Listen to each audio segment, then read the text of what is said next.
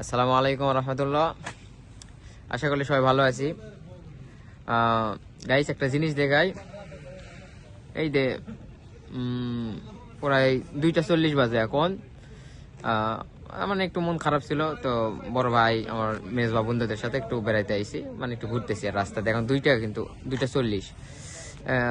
আপনারা দেখতে পেলেন অনেক মেয়েরাও ঘুরতে, মানে বাইরে ঘুরে।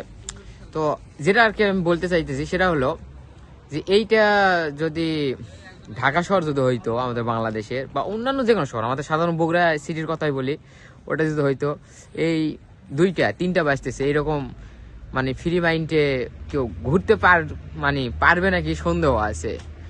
তো এই কারণেই এগুলো দেশ থাকা হচ্ছে কেন, মানে নিজেকে এগুলো দেশের মানুষেরা অনেক নিরাপদ বোধ মনে করে।